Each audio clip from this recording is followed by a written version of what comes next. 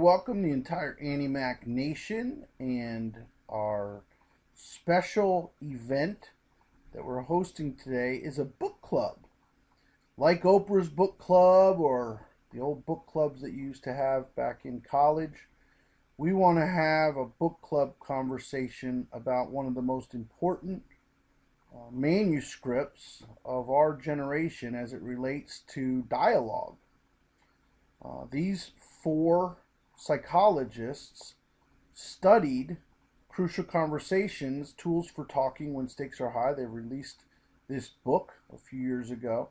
And I want to wrap it in a little bow for you today, the best I can, and explain to you why I believe personally that this is one of the most important books for your sales profession.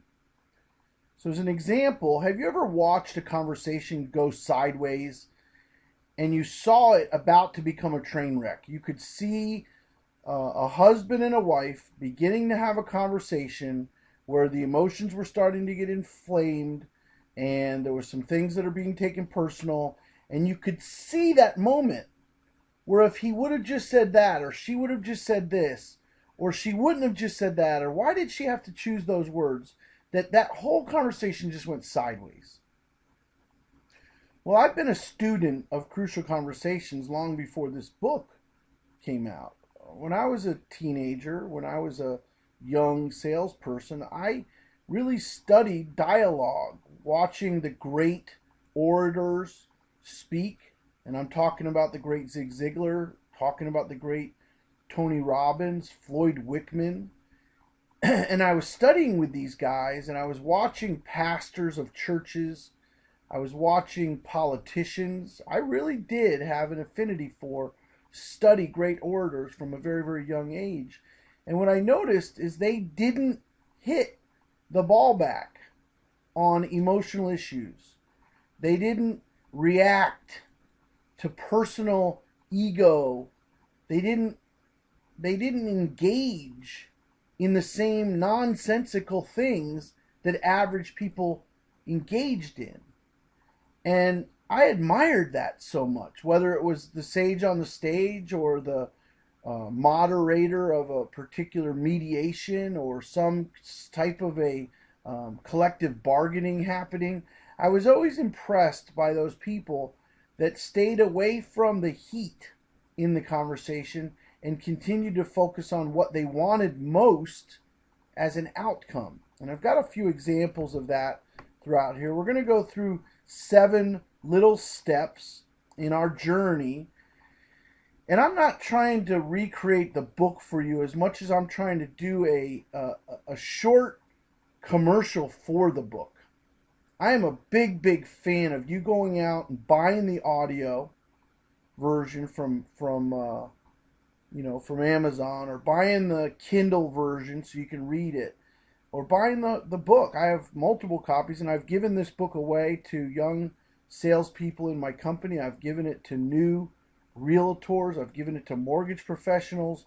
It's a gift that is so valuable to give, and I would just encourage you to invest the $20 or whatever it is to get your hands on this book and study it. So let's consider this more of a commercial than an actual class, because I'm not a psychologist and I didn't write this book. I'm just a big, big fan, and I'd like to convey some of the salient points to you. How to know when your dialogue is getting important as a professional or as an individual. In personal conversations, when you see that the outcome of this particular conversation is going to have a lasting effect. So imagine your neighbor comes over to you and he asks about the tree that's hanging over his driveway. And he says to you, "Hey, Bob, you know that tree that you got hangs over my driveway, and could you trim that back?" And then you respond defensively, or you respond with some quip. That's going to have a lasting impression on your household. It's going to affect the way that you are perceived by that neighbor. It's going to affect how he talks about you to the other neighbors. You might have done something that's lasting just because you didn't have a nice conversation with them. And I think that happens a lot with your spouse. or your significant other. You can tell when a conversation's getting up there, and then we elect to hit the ball back on some ego item or some particular rant that you felt like you had to say. And then it has a lasting effect. You've heard of that topic in your marriage where you're carrying luggage around. The luggage is the lasting effect, that hurtful thing that was said. Or, I've got a 20-year-old, I've got two 17-year-olds, and I've got two 14-year-olds.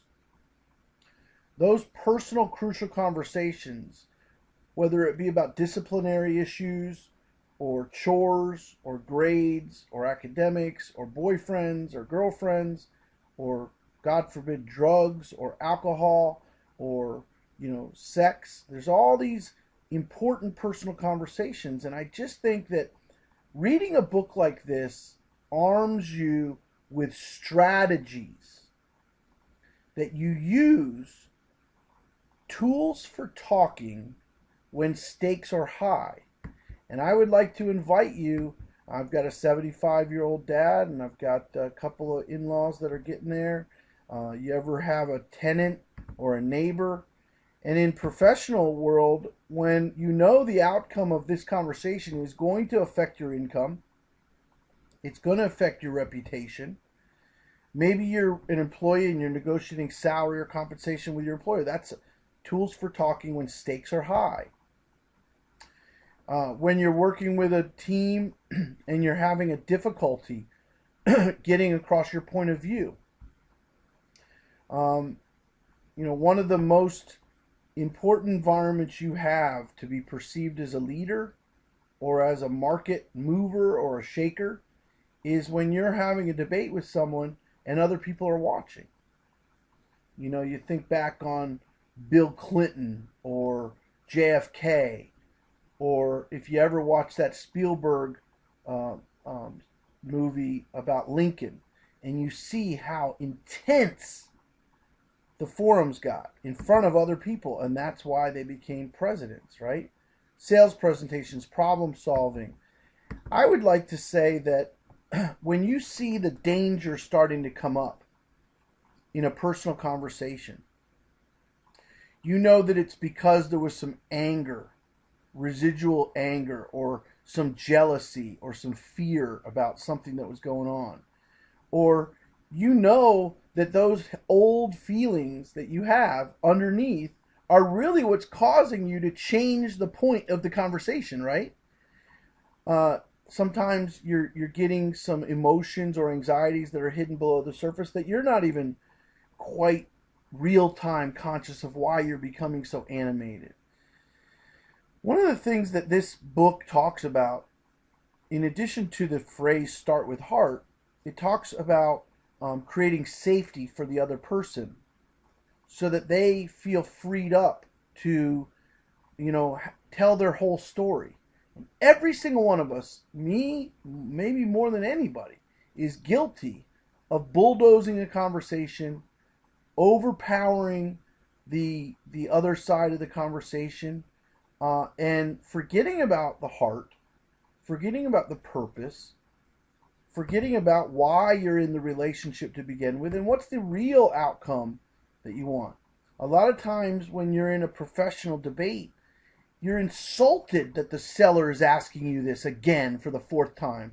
You're insulted that the buyer keeps bringing up this one thing, or if it's a mortgage deal and you're insulted, or you're just perplexed. How simple is this? And you feel like they're almost questioning your ability or your intellect or your competency. So your ego or your self-esteem have a much more volatile response. So when you have resentment or you have some history that's playing havoc with your intentions, this is when crucial conversations are really getting sideways, or that train wreck is beginning to happen, right? In the real estate industry specifically, I think in buyer side conversations, you've got the lead that comes in and they start asking you questions. I think that's a crucial conversation.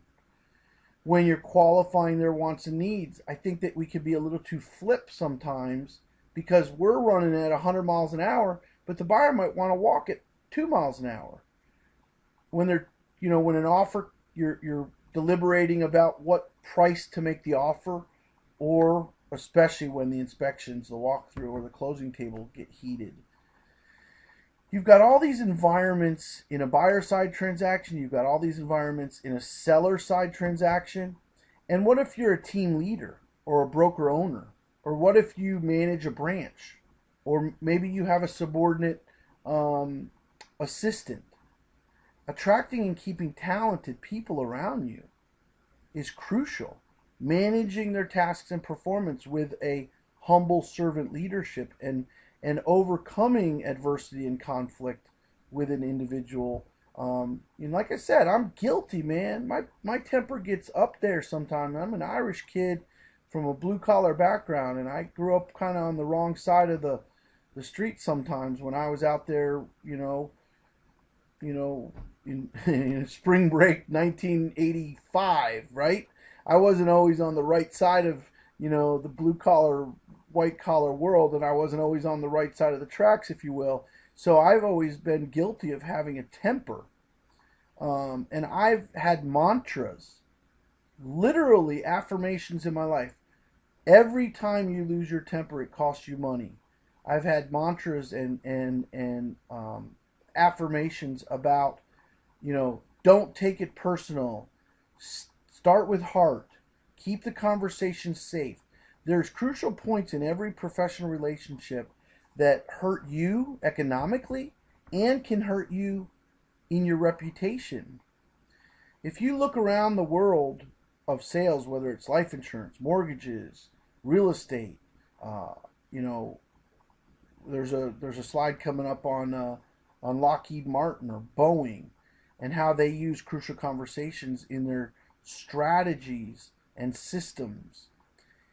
Don't ever underestimate your personal responsibility in your endeavor, and how your dialogue and the way that you approach a price reduction, the way that you approach a listing extension, the way that you approach a buyer who says they want to offer 180 on a 220 house, those are the key times that your systems and strategies can positively affect that crucial conversation. Well, I'm here to share with you that right this minute, if you grab this book off the shelf, Kindle, grab it from an audio version and listen to it on your next trip to the treadmill, there's absolutely a formula for you to become a better agent. There's a formula for you to earn more money. And I would even go so far as to say there's a formula in this book that will make you less intimidated by cold calling. You will learn strategies of how to open dialogue and create safety for others. And you'll learn specific things when little hiccups or objections come in, of how you might want to approach them. And this starts right now. You don't have to go to the University of Notre Dame or Wharton School of Business. You don't have to go to a 4-year degree to learn some of the nuance that these great psychologists are willing to pass down to you. In the words of the Lockheed Martin group, crucial conversations help them win a $200 billion contract. Now, if you think that crucial conversations is important enough for Boeing and Xerox and Lockheed Martin, who are negotiating $200 billion contracts, is it important enough for you, who's negotiating, say, a $200,000 contract or a $600,000 price reduction down to $579 where it needs to be? One of the mantras, and I'm sorry about the grainy visual, but this graph really summarizes the beginning of once you know that a conversation is getting sideways, once you know that a conversation is getting intense or important. It's about starting with heart and putting your purest intention of the outcome of the conversation at the center of all the dialogue. See, the outside rim is where the danger exists. You know, when a client of yours goes silent on you, yeah, everything's fine, and they don't tell you the underlying fear that they're having or the underlying anxiety that they're having, then you get what's called buyer's remorse because they said to you they wanted to make the offer and then they kind of went quiet on you. Or when a seller is really, really upset in the 4th month that you haven't gotten any offers, you're not even showing the house, for goodness sakes.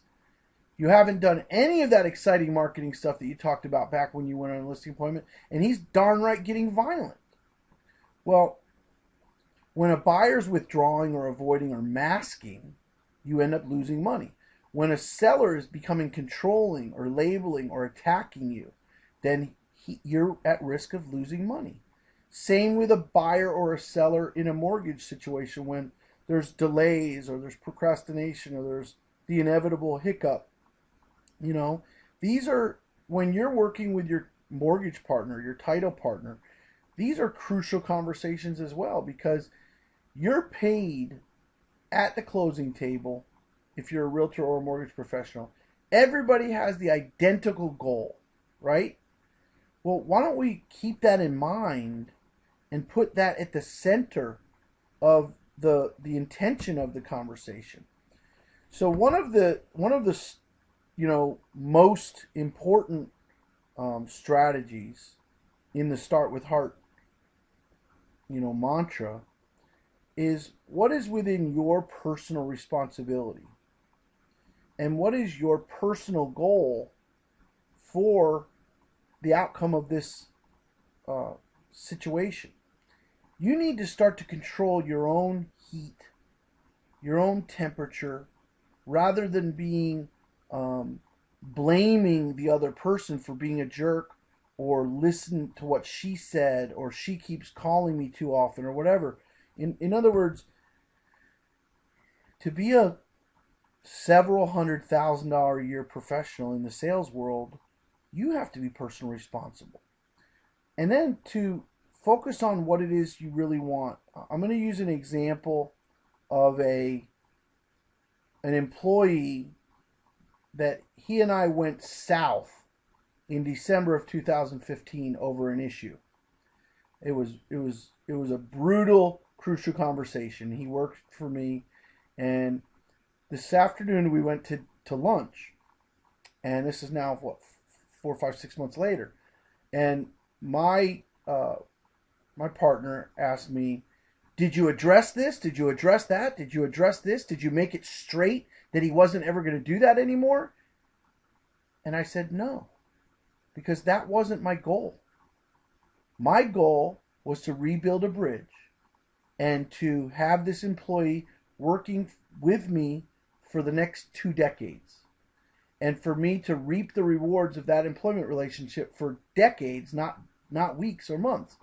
So I chose to focus on my underlying motive and what do I really want for me and for him, and how would I behave if those were the only results I wanted, which was a long-term working relationship.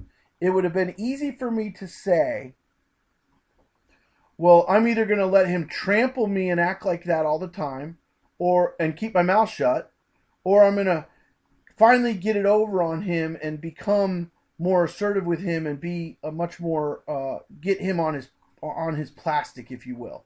Well, I think that's what they mean by a sucker's choice. Well, I can either get the price reduction or lose the listing.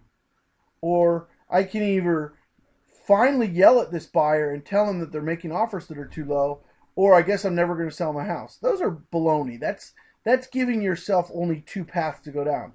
What if the path was this? I can rebuild a bridge with this employee. I can inspire this employee, and I can remind this employee that these are the things that are required of his employment, and I can look forward to 2 decades working together with positive harmony and hope and aspirations, rather than go back and peel the scab off a wound that was pretty aggressive, right? And that's kind of where the heart part of this conversation resonates with me. In other words, what do you really want? So your wife is saying something that's utterly ridiculous. Your husband is saying something that's cantankerous. What do I really want for my relationship to her? What do I really want with my relationship to him? Not what am I feeling right now, but what's the intention that I have for this relationship? When you can control that side of personal responsibility, the conversation immediately goes better. Just that one simple strategy, start with heart. When the price reduction is at the end of the thing, I want a great reputation for being a great realtor. I want my sellers to love me and love working with me, and I want to sell this guy's house for the highest possible price. So I start with heart. I say, Mr. Smith, I want you to know that I want to have the best relationship possible. I want to sell your house for the highest possible price, and I want to do it with the least inconvenience to you. What I'm hearing you say is that you're upset that your house hasn't been shown as much as you want it. What I'm hearing you say is the marketing hasn't been. Can we set an appointment where we can go over some of the marketing decisions that have already been made, maybe make some new marketing decisions that you're going to be inspired by, and really talk turkey about what's really going on here? Would you be open to that dialogue? Making it safe for the seller to express his frustrations, if he has legitimate frustrations, making it safe for the buyer to say that he wants to get a better deal on a house, and then sharing. There's a slide coming up called sharing a shared pool of meaning. So the first thing, the first strategy begins with that start with heart and looking when a conversation is getting sideways. Be very conscious and present and observe your own emotional levels and use those emotional cues to say, whoop, whoop, whoop, I can feel it happening. It's getting ugly. Let's go back to start with heart. What do I really want out of this conversation? Make it safe. Rather than being emotional, create some safety for this person so that you spot a place where safety's getting ugly and you can step outside of the conversation and set aside some time to talk about the current issue that's at hand. Now, it doesn't mean that you're a pushover. It doesn't mean that you're fake. It means that you're creating the proper context to have a safe conversation that has a high probability of becoming volatile. One of my observations, and I hope this isn't too much of an aside for you, one of my observations about watching realtors, mortgage professionals, spouses, even teachers, even teenagers, is the intensity of the pace, where they go right directly for, these highly charged, emotionalized things, and they don't even respect the gravity of what they're doing. They don't give it the proper context. They spit off some quip that the house should be reduced by $35,000. Have you ever just swung the pen to drop $35,000? It's a painful experience, right? You're talking to a seller about the fact that their teenager lives like a vampire in the back bedroom, and that's hindering the sales of the house. Or you're talking about pet odor.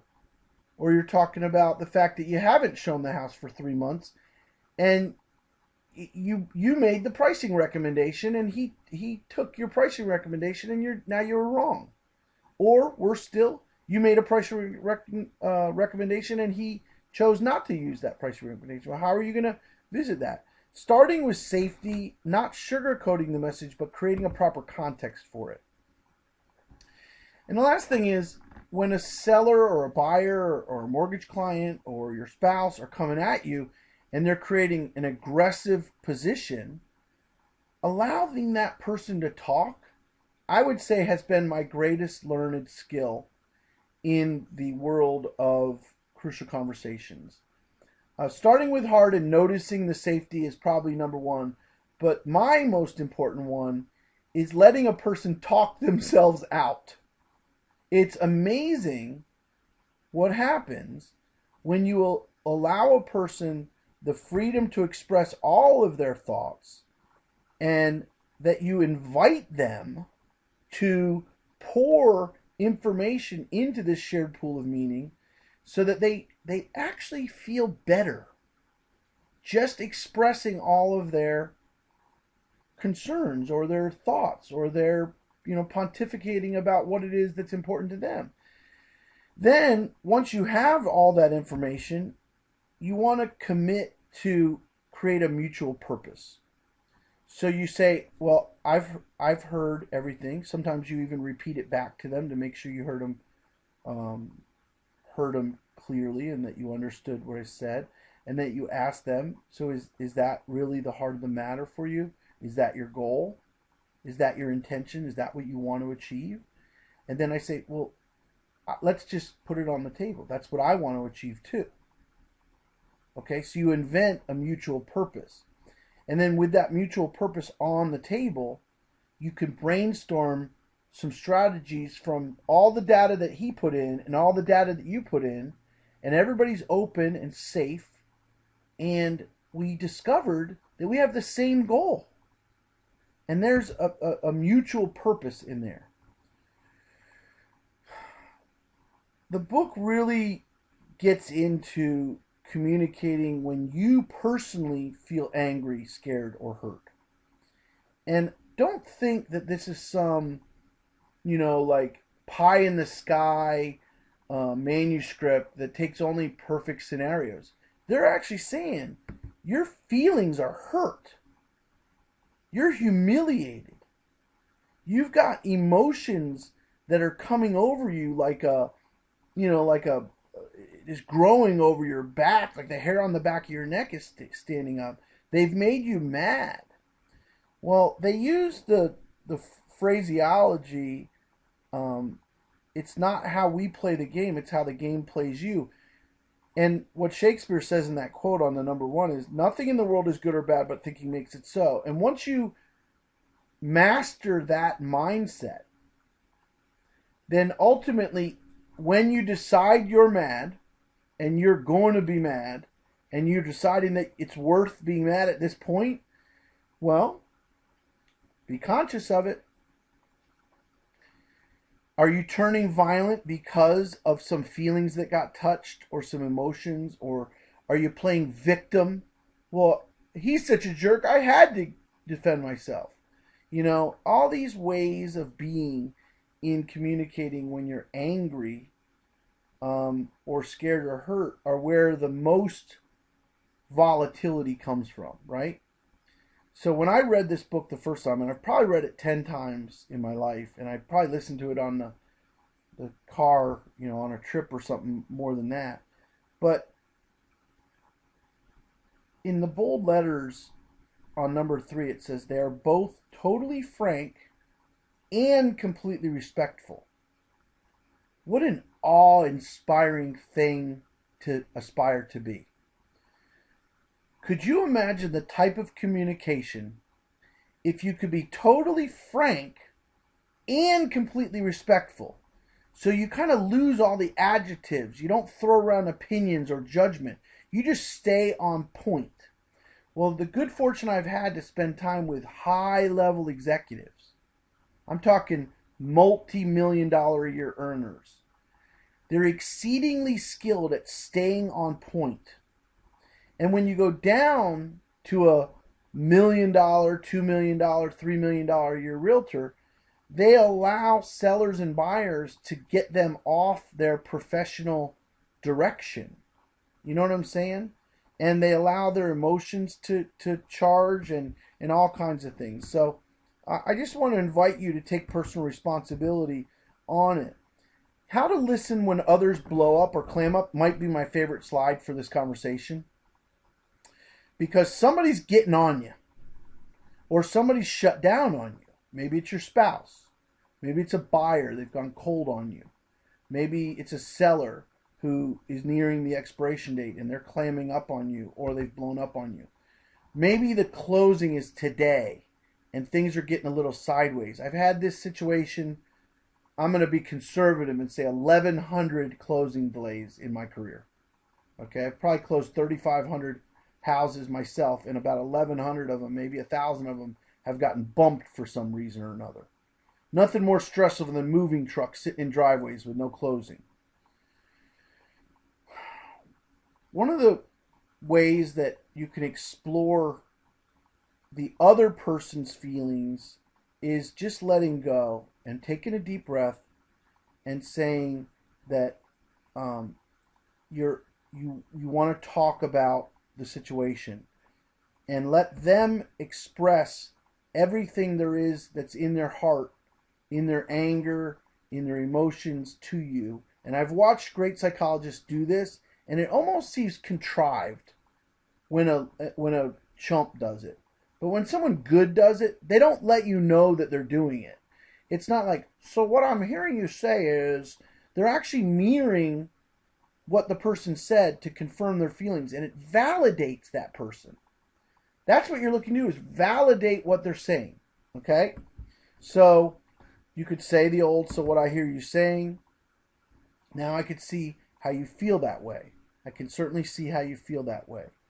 If I was in your shoes right now, I would absolutely be feeling the same way. What you said is 100% accurate, and I'm on the same page with you. Okay? But we have a true situation here, and we have to work through it regardless.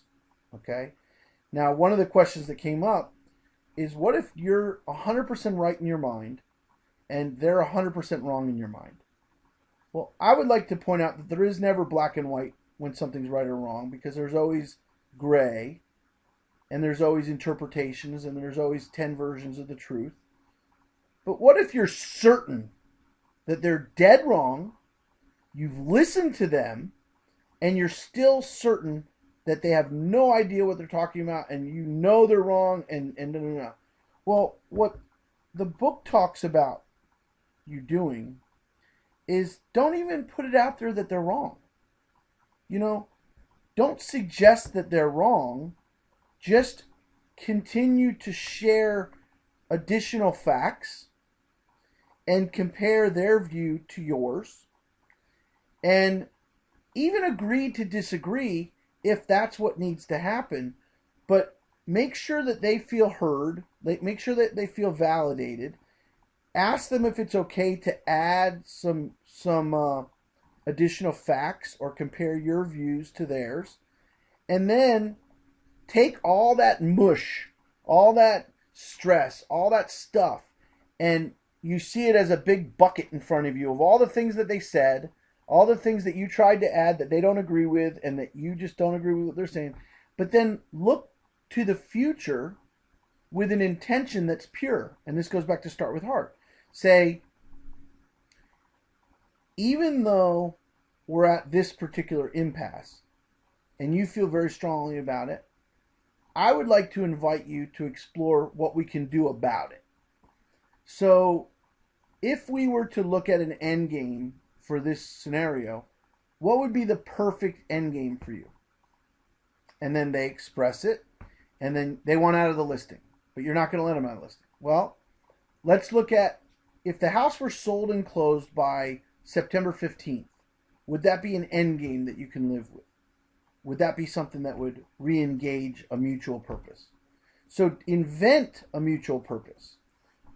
Invent a mutual purpose. So if we got this closed by Monday of next week, and there were only 4 days of inconvenience, would that be a mutual goal that we should be working for? Because it's not closing today, and because of TRID, it's not closing tomorrow, or because of the termite inspection, or because of this, it's not closing tomorrow. So even though we disagree about whose fault it is, is Monday a closing date that we could start to shoot for and get them to agree to that mutual purpose. The last topic I'd like to spend just a moment with is the art of speaking persuasively, not abrasively. And again, it has to do with being totally frank, completely honest, but also not being a pushover, and not being abusive, or not being someone who has to throw in extra jabs or adjectives. and not be someone who shuts down and be's quiet, because be's quiet. If you're just going to shut down on the situation, that's not going to be the right way to go, right? Start with heart, make it safe, state your path. Encourage the person on the other side of the table to state their path. What are they telling you? What is their stories that they're adding? So let's say you're courting a for sale by owner, and you've gotten some meaningful dialogue on their way, and then they want to tell you how useless they think realtors are and how they never do anything right and it's not worth the money and it's just a big waste of time. Let them add all those stories and then say, look, my goal is to help you sell your home in a meaningful enough way that I change your opinion about realtors. And if that means that I earn a fair commission at the end of a closing, that's great. If you elect to go it on your own and you end up successfully selling your home for a price that you're excited about, and I'm happy to at least have done my part to maybe leave a fair impression in your mind of the real estate community, because I'm a full-time, career-oriented, well-trained, aggressive real estate professional. I do my job better than anybody who I know, and I know that if we work together, you would be happy with my service. But I'm willing to state my path and say that that's my goal, whether you sell your house yourself or I'm able to help you in some way or another. That's letting them contribute all of their negativity and then trying to add some facts or some thoughts to the shared pool of meaning and stating your path. Where are you heading? And how can you help somebody come out of silence or violence? So tools for talking when stakes are high. Samuel Johnson says, to do nothing is in every man's power. And for you could stay as good as you are at crucial conversations and not seek to improve, or you could learn a new set of skills and become a better communicator with your teenager. You could become a better communicator with your spouse, with your aging parents. You could become a better communicator when the teacher of your son or daughter does something that you're not happy with. So what will you choose to do with this new responsibility? Because that's what it is. A responsibility that you know a skill set exists, you know strategies exist for having effective, persuasive communications, but will you explore it further so that when opinions differ or emotions are strong, you can have meaningful dialogue? I would love it if this little commercial for Crucial Conversations, or this little, book club, became a catalyst for you to Google some of the great videos, go to YouTube, go to Google, read up on it, and ultimately consider buying a Kindle version or an audio version or the book, and understand that, some of the greatest achievements that you will ever have are a direct result of the quality of your conversations. The greatest marriage, the greatest, parental responsibilities, the greatest conflict resolution, the greatest achievements in sales or production will come because of the quality of your dialogue. And I would like to implore you, I would like to encourage you to seek dialogue that is a higher caliber, executive level type dialogue in residential real estate sales, the mortgage profession, or even in your personal relationships. My name is Russ Fitzpatrick. Big fan of the Crucial Conversations book, obviously. Big fan of Annie Mac Home Mortgages Works program. I would love you to have a crucial conversation with a mortgage loan officer from Annie Mac this week and say, what's it going to take that he's your first card referral partner for all of your mortgages? What's it going to take that you form a cabinet of service providers and a real working partnership with a professional from Annie Mac Home Mortgage so that you two can do more business than you've ever done before? Thank you very much for being on, and we will see you at another Monday Mastermind, Wednesday Workshop, Farming Fridays event to come. We're looking forward to a great year ahead and certainly a great relationship. Thanks so much.